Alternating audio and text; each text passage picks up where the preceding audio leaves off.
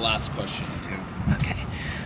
You'd mentioned that you were concerned about people being taken off the sex offender registry list. Do you have concerns specifically in Scott County, and is there anything that the county government can do about that? Yes, so I do have concerns here in Scott County because we are just like the rest of the state, and that is this law affects the entire state. The sex offender requests an assessment. They are assessed by the Department of Corrections. They go before a judge, and if their assessment shows that they are a low risk, then the judge is required under Fortune versus Iowa, which is case law, Fortune versus Iowa, the sex offender is automatically removed from the sex offender registry. That case law came from 2021, and when the Iowa legislature went back into session in 2022, they started debating a law that would extend the period of time that it would take for a sex offender to qualify to be taken off the sex offender registry.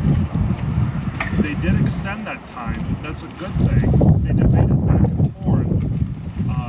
From what I saw, whether that assessment was valid, whether that assessment should be done by the Department of Corrections, or whether that should be taken out of the law.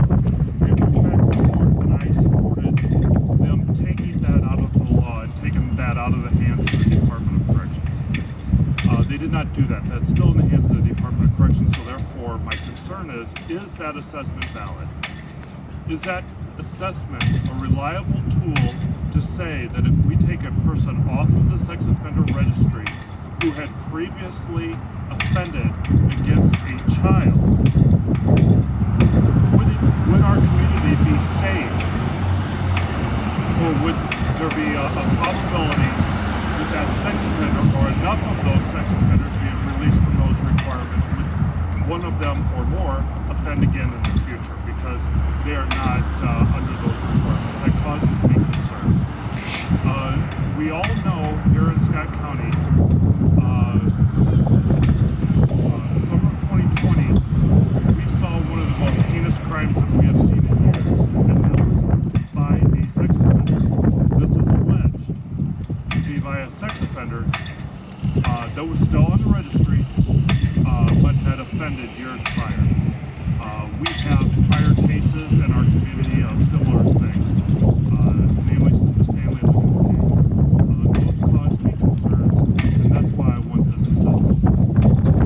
And so you're asking brenna-bird if she's elected? Look into the validity of that assessment. Gotcha.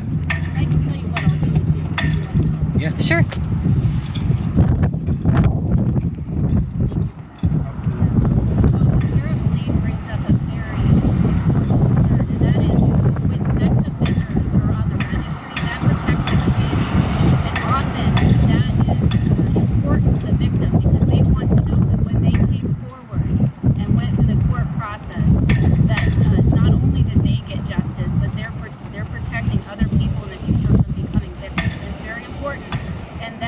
That Fortune case that the sheriff cited basically says that if there's a low risk assessment, the judge has no discretion and must remove them from the registry.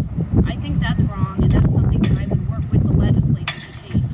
It'll be the legislature's decision how they would choose to go about that, but I tell you, as a prosecutor, it breaks my heart when I'm going to one of those hearings with a victim and I have to let them know about that case. Even though they are telling the judge that they do not want the person who did this heinous crime to